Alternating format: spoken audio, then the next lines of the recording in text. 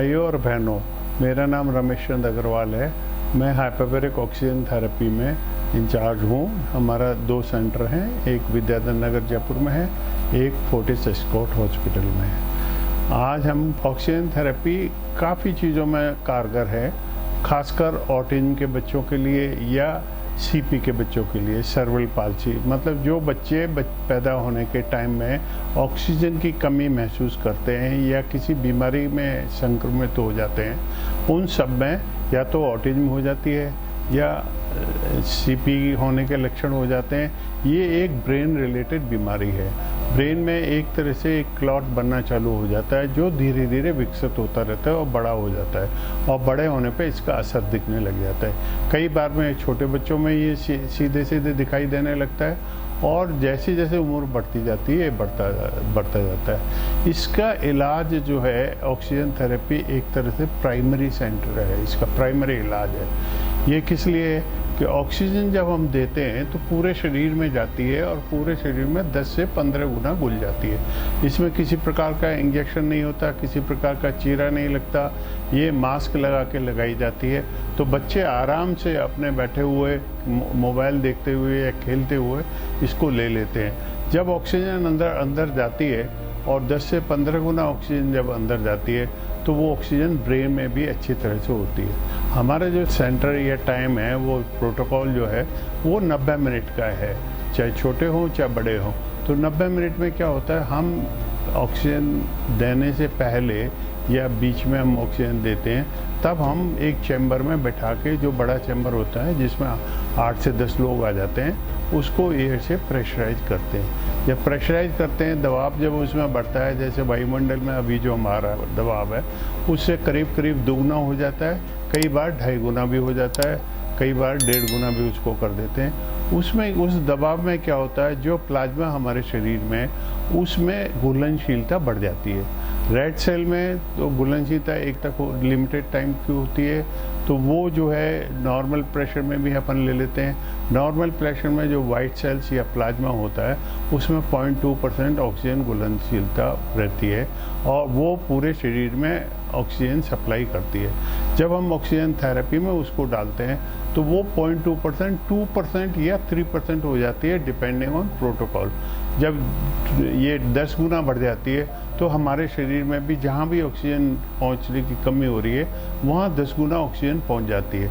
तो वो टिश्यू जितने हैं सब में ऑक्सीजन पहुँचने के कारण वो टिश्यू रिजुमिनेट होने लगते हैं। हमारा पूरा ब्रेन ऑक्सीजनेट होता है, पूरा बॉटम से लेकर ऊपर तक हमारा शरीर जो है ऑक्सीजनेट रहता है। जब ऑक्सीजनेट रहा तो सारे जब टिश्यू स्ट्रॉन्ग होने लगे तो जितनी भी बीमारियां हैं या कमियां हैं वो दूर हो जाती हैं। तो इस तरह से अपन ऑटिज्म में भी जो मेंटल में जो स्ट्रोक या ब्रेन या क्लॉट बन गया है, वो क्लॉट धीरे धीरे छोटा होने लगता है। जैसे कि अपने कहीं भी शरीर में घाव हो, घाव में भी धीरे धीरे घाव छोटा होने लगता है। तो जब ये घाव कम होता जाता है, ऐसे ही क्लॉट कम होता जाता है और ब्रेन की डेवलपमेंट होती जाती है, तो ऑटिज्म का फ़र्क पड़ता है। बच्चा ऑटिज्म से दूर हो जाता है और ऑटिज्म करना कम हो जाता है उनका।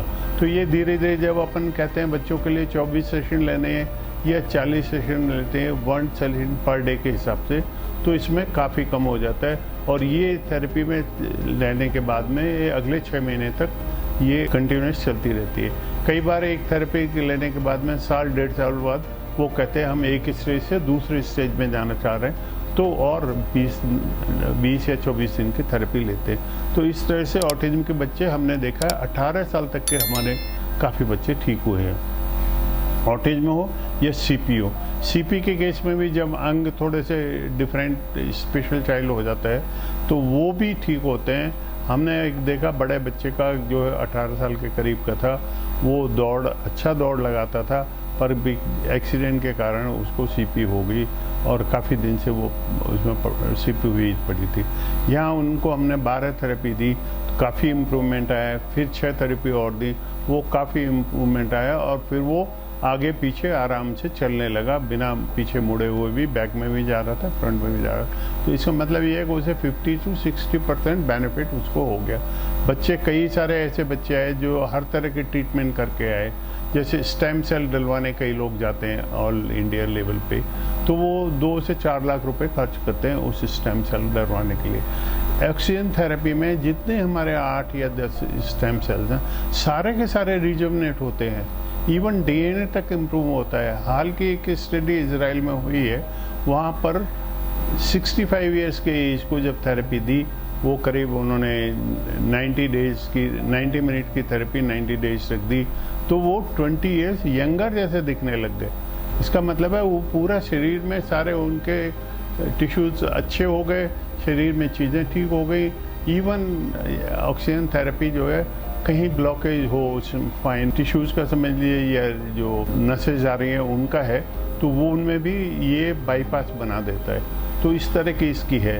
वो क्या है करता है, जब देखता है ऑक्सीजन कहाँ से जा रही है, ब्रेन को माइंड में पता लगता है कहाँ ऑक्सीजन हर जगह जा रही है, तो जा कैसे रही है अगर ब्लॉकेज है, तो फिर वो बाईपास एक महीन सी और बना के वो बाईपास कर देता है। तो इस तरह से ये ऑक्सीजन थेरेपी काफ़ी चीज़ों में बेनिफिशियल है।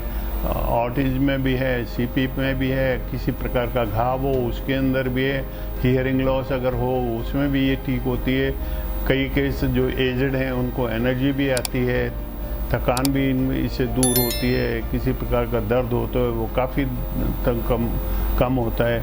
तो ये नेचुरल तरीके से जो शरीर में प्रॉब्लम है, शरीर अपने आप ही इसको रिजुवनेट करता है। हम लोग एज ए कैटलिस्ट की तरह से इसमें काम करते हैं और अच्छी तरह से देते हैं। तो ये थेरेपी आज जयपुर में भी अवेलेबल है। ये हमारा सौभाग्य है कि हमने 2 जगह सेंटर में लगाई हुई है। Hyperbaric oxygen therapy Vidyadhar Nagar sector 3 में भी है, जेम्स कॉलोनी में, और फोर्टिस एस्कोटा हॉस्पिटल में है, जहाँ बहुत सारे मरीज अच्छी तरह से बेनिफिट ले चुके हैं। कनाडा से लेडी आई, उसके दोनों कान बंद थे, वो ठीक होने लगे। ऑटिज्म का एक बच्चा था फतेहपुर का, वो जो है सब जगह ट्रीटमेंट करके वो बिल्कुल निराश हो गए थे। उन्होंने काफ़ी जानकारी की, फिर यहाँ के उसने 30 दिन तक थेरेपी ली और बच्चा काफ़ी नॉर्मल हो गया उस वक्त जो है। तो ऐसे बेनिफिट्स हमने देखे हैं। कई जगह अपन ने देखा है ब्लड प्रेशर लो होने की वजह से पूरा हाथ और पैर काले हो गए, पत्थर जैसे हो गए, वो भी रिकूप हो गए और वापस रिजुवनेट हो गए। उन्हें 40 से 50 थेरेपी लेनी पड़ी, पर थेरेपी के साथ ये है, ये थेरेपी इंटरनेट पे अच्छी तरह से अवेलेबल है। अपन देख सकते हैं क्या बेनिफिट और क्या बेनिफिट नहीं है। हर तरह की बीमारी जो डॉक्टर की समझ में भी नहीं आ रही हो, वो भी इसके अंदर ठीक होती है। तो मैं चाहूँगा कि आप सब लोग इसका फ़ायदा उठाएं। धन्यवाद। ऑक्सीजन थेरेपी जो है, ये ऑक्सीजन, इसके 3 पार्ट होते हैं, 180, 280, 380, 3 होते हैं। अपन जो नॉर्मल खड़े हैं 180 में खड़े हैं, और 280 15 से 20 फीट नीचे, और 380 होता है 66 फीट नीचे। तो अपन नॉर्मल ऑक्सीजन तो वैसे ही लेते हैं, और अगर 280 या 380 में ऑक्सीजन जाती है 100%, तो प्योर 100% ऑक्सीजन जाएगी तो उससे सारी डिजीज़ेज ख़त्म हो जाती है। तो बॉडी के अंदर 15 से 20 गुना ऑक्सीजन ज़्यादा पहुंचती है, वो प्लाज्मा के अंदर मिक्स होके और कोशिकाएं, सेल्स और टिश्यूज़ के अंदर वो एक्टिवेट हो जाती है। तो उससे क्या है कि जो भी डिजीज़ होती है वो आपको रिमूव करती है।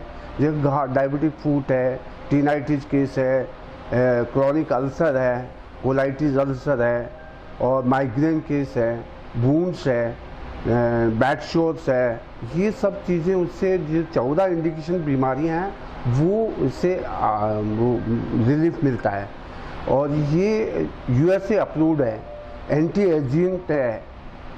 एजेंट होता है, और डिटॉक्सिनेशन भी होते हैं इससे। तो इससे बहुत सी चीज़ें हैं जो ऑक्सीजन प्योर लेने से, उससे क्या है कि 14 इंडिकेशंस जो बीमारियां वो हट जाती हैं। किस तरह के पेशेंट अभी तक आपके पास आए हैं कि जिनको बहुत ज़्यादा फायदा हुआ? बहुत से जैसे केस है, वुंड्स केस है, जिसका एम्पुटेशन होने वाला है। अगर एम्पुटेशन हो रहा है तो उसको ये ऑक्सीजन थेरेपी 100% ऑक्सीजन देके उससे बचाया जा सकता है एम्पुटेशन से। दूसरा उससे टीनाइटिस केस है, सडन हियरिंग लॉस होता है, तो राइट एंड लेफ्ट ईयर्स के अंदर टीनाइटिस, बहुत बाइलेटरल टीनाइटिस केस होते हैं। तो उसके अंदर क्या है कि एक गुनगुन सी आवाज़ आती है, उसको ये उसके ब्रेन से इसकी कनेक्टेड होता है। ब्रेन से नर्व से कनेक्टेड होता है, और ईयर और ब्रेन से कनेक्टेड होने से क्या है कि उस नर्व को ये ओपन करता है, उसको जहाँ सिकुड़ी हुई नर्व होती है वो उसको खोल देती है। उससे इसके फ़ायदा टिनाइटिस केस में बहुत हो जाता है। ऐसे ट्रॉमेटिक ब्रेन इंजरी है उसके लिए भी फ़ायदा होता है। इसके अलावा भी जिससे अपन वेलनेस के लिए भी ले सकते हैं, बॉडी को फिट रखने के लिए, उसके लिए भी ऑक्सीजन ये बहुत फ़ायदा करती है। कोई मैसेज आप देना चाहेंगे पब्लिक के लिए कि ऑक्सीजन थेरेपी लें उससे पहले? ऑक्सीजन थेरेपी लेने से बहुत सा फ़ायदा है। अपने आप को भी अपने हेल्दी बना सकते हैं पहले बात तो।